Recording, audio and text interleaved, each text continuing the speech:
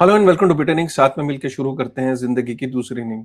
Literally मतलब अगर आप क्रिप्टो में हो या स्टॉक्स में हो या गोल्ड में हो तो आप लिटरली इस टाइम बहुत कंफ्यूजन की स्टेट में हो कि यार ये चल क्या रहा है। मतलब स्टॉक्स भी गिर रहे हैं, चाहे इंडियन स्टॉक्स हो, यूएस स्टॉक्स हो, चाहे गोल्ड हो, चाहे बिटकॉइन हो, क्रिप्टो हो, ऑल्ट कॉइन्स हो।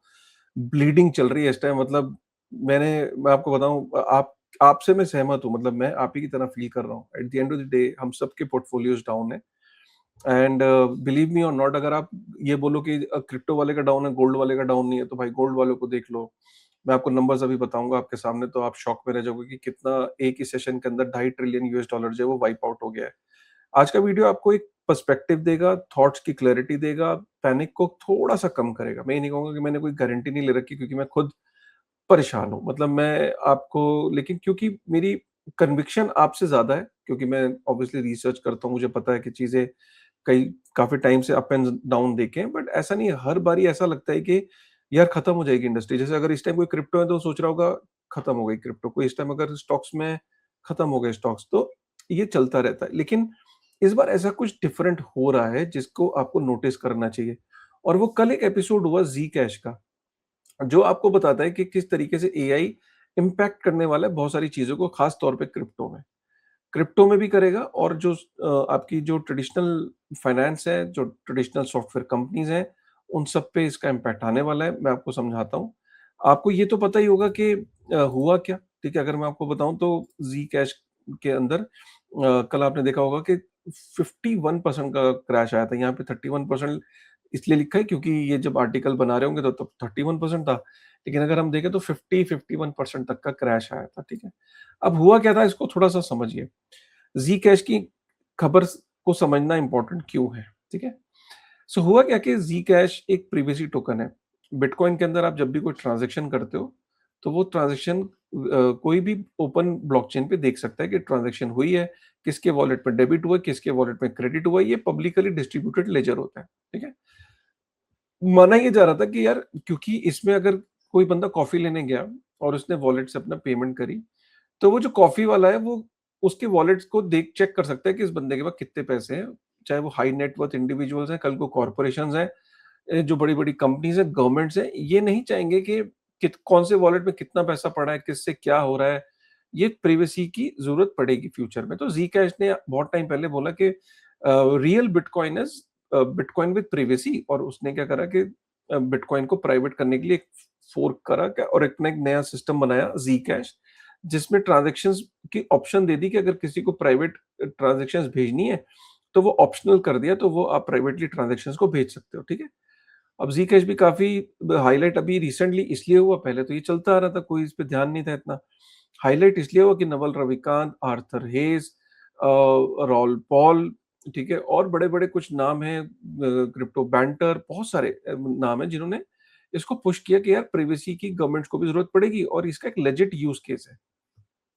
ज़ीकैश काफ़ी बढ़ रहा था और ज़ीकैश के अंदर अच्छा खासा सब कुछ चल रहा था, टोकन पंप कर रहा था। अभी बस हुआ क्या कि एक ऑडिटर ने ज़ीकैश ने ही इनवाइट किया कि जो व्हाइट हैट हैकर्स होते हैं, कंपनियाँ अपने प्रोटोकॉल्स को की जाँच-पड़ताल करती रहती हैं, तो उन्होंने एक व्हाइट हैकर्स को बुलाया, व्हाइट हैट हैकर्स को, और बोला कि यार हमारे सिक्योरिटी जो प्रोटोकॉल्स हैं, जो कोड है उसको ऑडिट करो।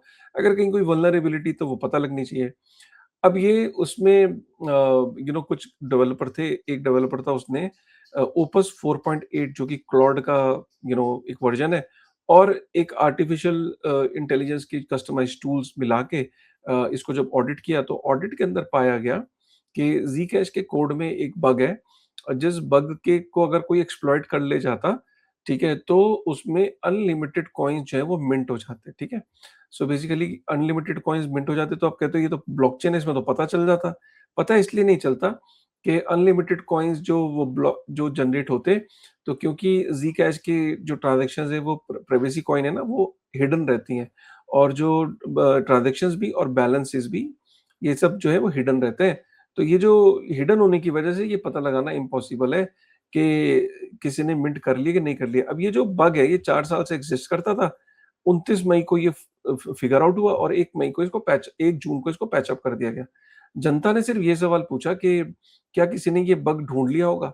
क्या ये बग किसी ने एक्सप्लॉइट किया होगा? इसका फाउंडेशन के पास जवाब नहीं था। अब फाउंडेशन ये कह रही है कि भई हम इसके लिए कुछ ना कुछ सॉल्यूशन निकालेंगे और नथिंग टू वरी, उनकी ये अंडरस्टैंडिंग है फाउंडेशन की कि किसी ने एक्सप्लॉइट नहीं किया होगा। अब ये सिर्फ बातें हैं। टेक्निकली तो अब लोगों का जैसे ही कॉन्फिडेंस डगमगाया, तो ऑब्वियसली मार्केट क्रैश हुई। ये पॉसिबल 4 साल में इतने सारे $10 बिलियन का कोई प्रोजेक्ट हो, कितने ही उसके सिक्योरिटी ऑडिट्स होंगे, कितने उसके रिव्यू होंगे, लेकिन कोई ढूँढ नहीं पाया और एआई ने कितनी जल्दी फटाफट ये काम करके दिखा दिया, ठीक है? इससे पता चलता है कि कल को जो एआई है, अब आप ये इम्पोर्टेंट है जो मैं अब कहने जा रहा हूँ। जो क्रिप्टो के जितने भी प्रोजेक्ट्स हैं, अ, अब उसमें एक लड़ाई ये होने वाली है कि जो हैकर्स हैं, उनको ये दिख रहा है कि जो क्रिप्टो के प्रोजेक्ट्स ओपन सोर्स होते हैं, इनके कोड, ओपन सोर्स कोड को एआई के अंदर एआई से रिव्यू करा के उसमें बग ढूँढ के उसको एक्सप्लॉइट किया जाएगा। बहुत सारे प्रोजेक्ट्स पे ये अटैक होंगे, बहुत सारे प्रोजेक्ट्स अपने जो प्रोटोकॉल्स हैं उनको प्रोटेक्ट करने के लिए एआई का यूज़ करके पहले बग ढूँढने की कोशिश करेंगे। कोई भी फाउंडिंग टीम होगी, वो यही तो चाहेगी कि यार इससे पहले कि हैकर उन पे अटेम्प्ट करे, जैसे कि ज़ी-कैश के बाद अब मोनेरो का भी ऑडिट हो रहा है और प्राइवेसी कॉइन्स का ऑडिट हो रहा है। ऐसे बाकी प्रोजेक्ट्स भी क्या करेंगे कि एआई का यूज़ करके अपने-अपने जो अपने-अपने जो प्रोजेक्ट्स हैं, उनको जो है वो रिव्यू करेंगे। करेंगे ना? तो इसी चक्कर में क्या है कि इधर से वो रिव्यू करेंगे और उधर से जो हैकर्स हैं, वो एक अटेम्प्ट मारेंगे, ठीक है? हैकिंग का। तो दोनों के बीच में अब एक ताबड़तोड़ लड़ाई होने वाली है। बुरी इंटेंशन के साथ एआई को यूज़ करने वालों की और अच्छी इंटेंशन के साथ प्रोजेक्ट्स बनाने वालों की। लेकिन क्योंकि एआई से रिव्यू करना, बग्स को ढूँढना इतना आसान हो गया है हैकर्स के लिए, हैकर्स को पता है कि यार अब इतने प्रोजेक्ट्स हैं क्रिप्टो के अंदर, अगर उनकी सक्सेसफुल हो गए वो एक बार, तो इसमें इंसेंटिव में पूरा-पूरा मनी मिलती है। मतलब एक मनी पे कंट्रोल आता है। तो इसलिए हैकर्स का बहुत ज़्यादा फ़ोकस क्रिप्टो के ऊपर हो जाएगा। तो इसलिए क्रिप्टो के कई प्रोजेक्ट्स साइबर सिक्योरिटी स्टैंडर्ड्स को कंटीन्यूअसली मीट नहीं कर पाएँगे। क्योंकि कई फाउंडेशंस के पास सैलरी देने के पैसे नहीं बचे हैं। क्योंकि फाउंडेशंस की भी अल्टीमेटली क्या इनकम होती है कि कोई उनके प्रोटोकॉल को यूज़ करता है, तो उससे वो इनकम को जनरेट करते हैं। यूसेज बची नहीं है, फंडिंग आ नहीं रही है, सैलरी देने के पैसे नहीं है, साइबर सिक्योरिटी स्टैंडर्ड्स को मीट करने के थ्रेशोल्ड वो एक लेवल नहीं है, तो होगा क्या कि अटैक्स बढ़ जाएँगे, लॉसेस होंगे। तो इसलिए बहुत छोटे-छोटे प्रोटोकॉल्स के अंदर इन्वेस्टेड रहना, बहुत छोटे-छोटे स्मॉल कैप्स क्रिप्टो के अंदर रहना आपको नुकसानदेह हो सकता है।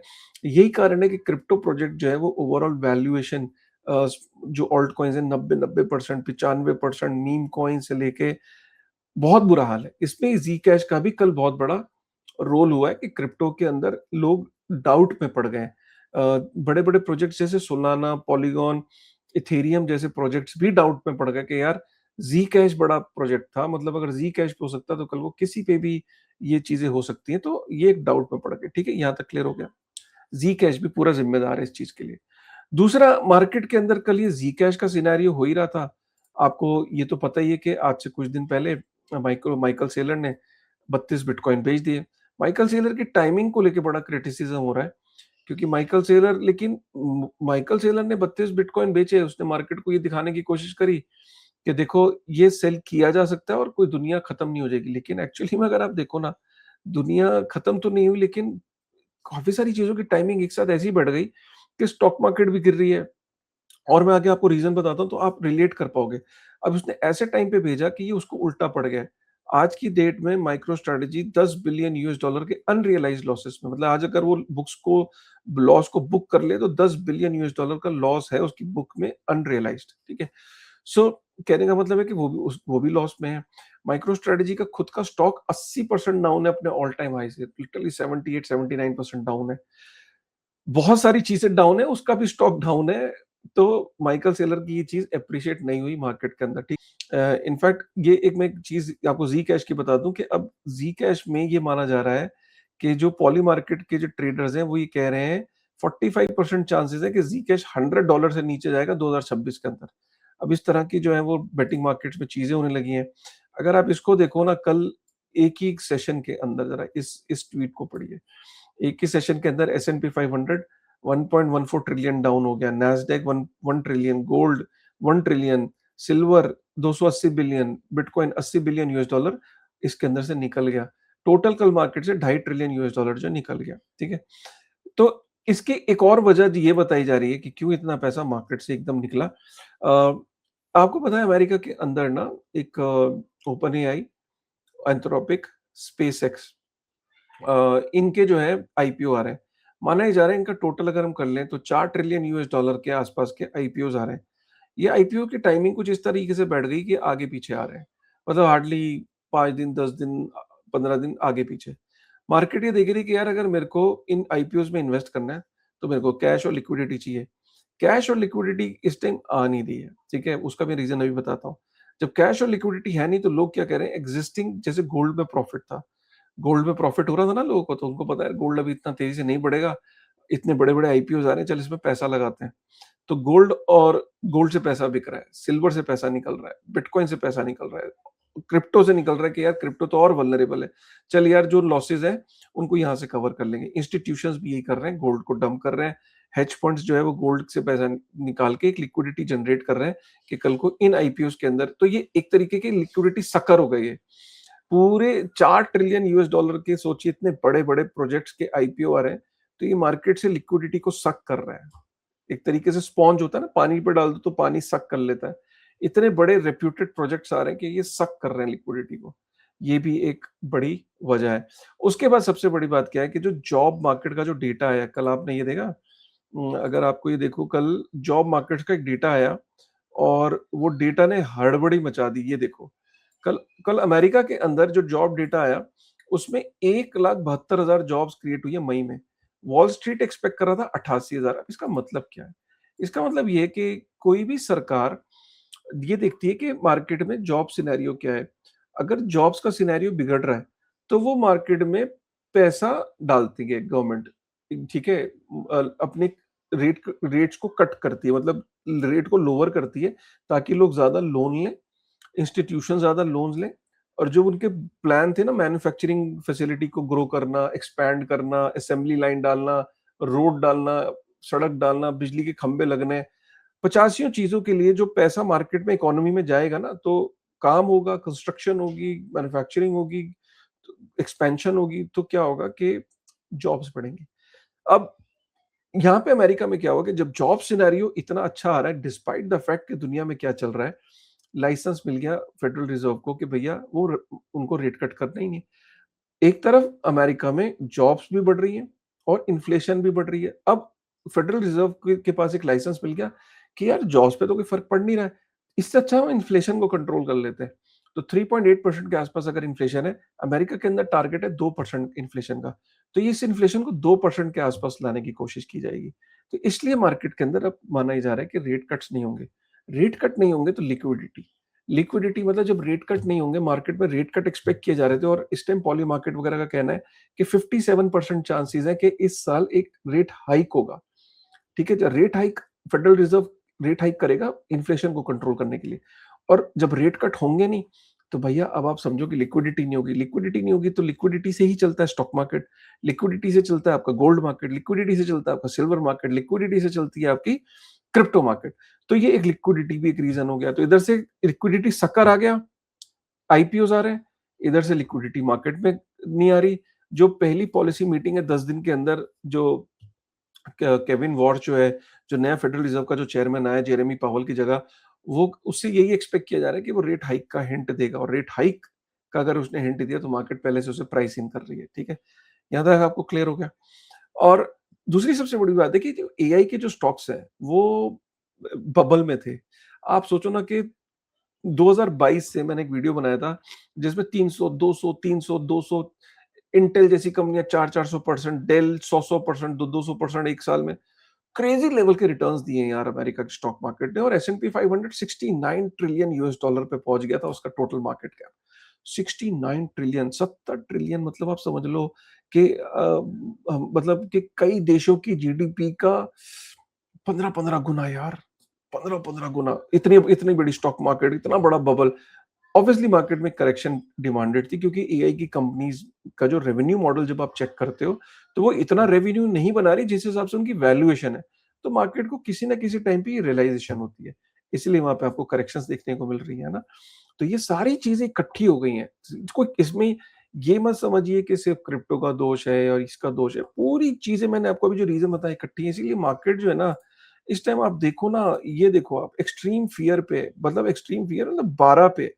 मैंने लास्ट कुछ दिन पहले इसको 5 पे देखा था। और कहते हैं कि जब इन्वेस्ट करना होता है ना यार दोस्त, तो इन्वेस्ट इसी टाइम पे किया जाता है जब एक्सट्रीम फ़ियर होता है। क्योंकि एक्सट्रीम फ़ियर आपको इधर भी आ गया ना आपका न्यूट्रल पे भी, तो भी आप 3x आप यहाँ पे ग्रो कर जाते हो, 2x ग्रो कर जाते हो। तो आप क्या करते हो? आप आते हो इधर, जब ये ग्रीन में आ जाता है, ग्रीड पे। यहाँ पे ग्रीड में जब आ जाता है तो लोग इन्वेस्ट ग्रीड पे करते हैं। लोगों को इन्वेस्ट एक्सट्रीम फ़ियर पे करना चाहिए। तो अगर आप इन्वेस्ट करना चाह रहे थे ना क्रिप्टो क्रिप्टो में भी, मैं कह रहा हूँ बिटकॉइन में, क्योंकि क्रिप्टो में अभी आपको समझ नहीं आएगा कि यार अब सिनेरियो चेंज हो गया है। ऑल्ट कॉइन्स पे हमले होने वाले हैं हैकर्स के।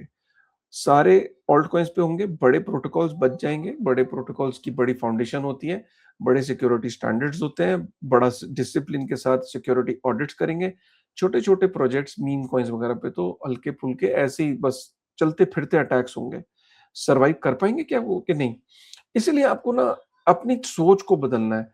अभी तक जो करते आए हो ठीक है, अब आगे गोइंग फॉरवर्ड आपको ये सोचना है, कि ये जो मैं करने जा रहा हूँ, ये जिस चीज़ में मैं इन्वेस्ट करने जा रहा हूँ, क्या ये एआई प्रूफ है कि नहीं है? अगर वो एआई प्रूफ नहीं है, तो बॉस आपको ये क्वेश्चन अपने आप से पूछना है। ये करियर पे भी है, आपके हर एक्शन पे आज वो अप्लाई करता है। आप कोई धंधा-पानी कर रहे हो, एआई ले जा सकता है क्या 2 साल बाद? सोचो, आप कुछ सीख रहे हो, कोई पढ़ाई कर रहे हो, क्या ये एआई ले जाएगा? आप कुछ भी कर रहे हो, आपको ये फिगर आउट करना है कि क्या ये एआई ये कर देगा? आपको ये चीज़ आपको फिगर आउट करनी है कि यार ये आपको फिगर आउट करना है कि यार नहीं, मेरे को इस तरीके से ये चीज़ नहीं करनी, ठीक है? उसके बाद हम चलते हैं उसके बाद हम चलते हैं इस पे कि ये ऐसा नहीं कि पहली बार ऐसा हुआ है। अगर हम देखें ना, 2011 में 93% गिर गया था बिटकॉइन, 2013 में 87% गिरा था, 2017 में 84% गिरा था, 2021 में 77% गिरा था, इस टाइम 50% गिरा है। मुझे नहीं लगता कि ये 70-77% पे गिरेगा। कुछ लोग मार्केट में कह रहे हैं कि 30,000 40,000 डॉलर पे भी जा सकता है बिटकॉइन।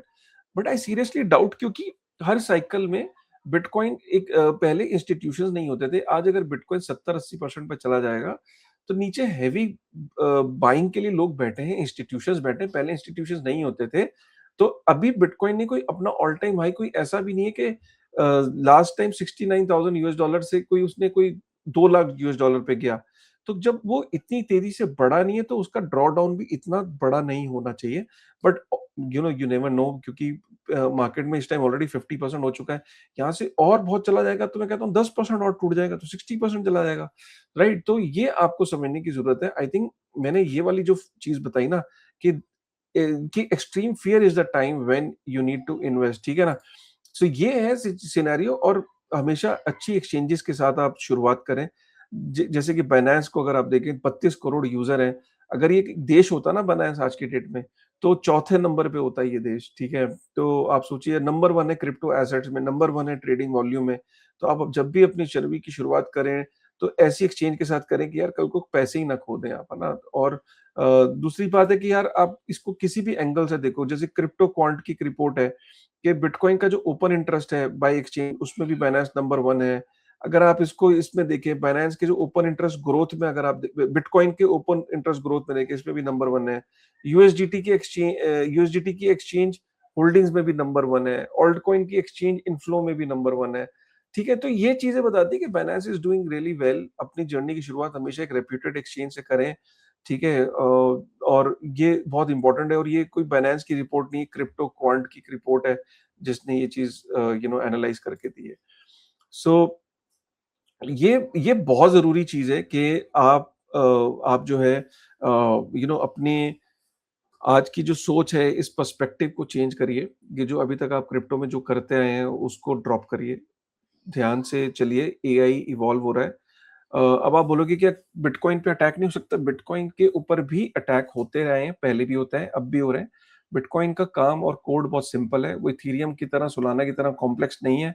और उसका जो कोड है ना, वो हर वक़्त, हर सेकंड ऑडिटर्स के सामने रहता है। ओपन सोर्स है, तो हर वक़्त वो ऑडिट होता रहता है, ठीक है? तो ऐसा नहीं कि उस पे अटैक नहीं होता। कल को क्या क्वांटम कंप्यूटिंग के अटैक नहीं होंगे बिटकॉइन पे? सभी प्रोटोकॉल्स पे होंगे। और मैं ये भी बोल रहा हूँ कि गोइंग फॉरवर्ड एक ऐसा टाइम भी आएगा कि ना सिर्फ क्रिप्टो बल्कि स्टॉक एक्सचेंजेस पे, आपके बैंक अकाउंट्स पे, आपके सोशल मीडिया अकाउंट्स पे, आपकी हर चीज़ पे अटैक होंगे। एआई जो है वो हर सिस्टम को चेक करेगा। इनफैक्ट एंथ्रोपिक के जो फाउंडर हैं, उन्होंने एक बड़ी खतरनाक बात बोल दी। उन्होंने बोल दिया है इसकी वजह से भी मार्केट पे काफ़ी इम्पैक्ट है।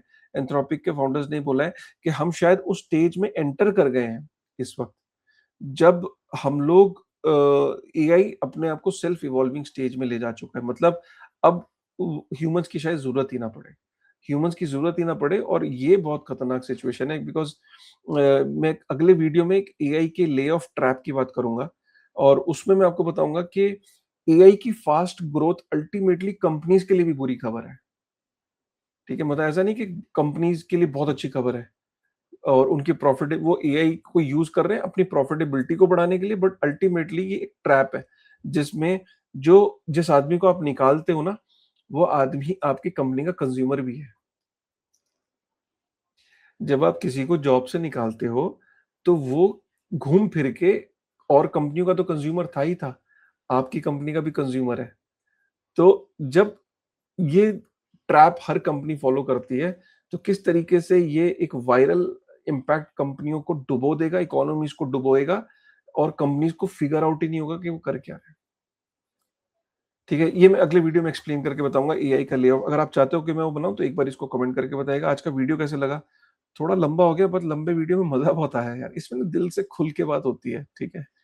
अगर आप मैं जानता हूँ यार कि आप चाहते हो लॉन्ग वीडियो, ठीक है? चलो करते हैं यार लॉन्ग वीडियो। सॉरी यार, एक ही तो वो है, उसमें इतने सारे प्लेटफ़ॉर्म पे हम रहते हैं। बट फिलहाल मैं लॉन्ग वीडियो, मेरे को दिल से लॉन्ग वीडियो से ही मेरी जर्नी शुरू हुई थी, मैं उसको कंटिन्यू करूँगा। डिसअपॉइंट नहीं करूँगा मैं। I am trying my level best. लेकिन अगर आप जाते-जाते इतना कर दें कि आप इस चैनल को ज़रूर सपोर्ट करें, बिटेनिंग को, ठीक है? और जो कि बिटेनिंग मेरा ये चैनल है, यहाँ पे आप सपोर्ट कर सकते हैं और एक नया चैनल भी शुरू किया है, काशिफ़ ऑन क्रिप्टो। आप उसको भी सपोर्ट कर सकते हैं चैनल को, ठीक है? और उसको जाके आप फॉलो कर सकते हैं। चलिए विद दिस थॉट गाइस, मिलते हैं नई वीडियो में। Thank you very much.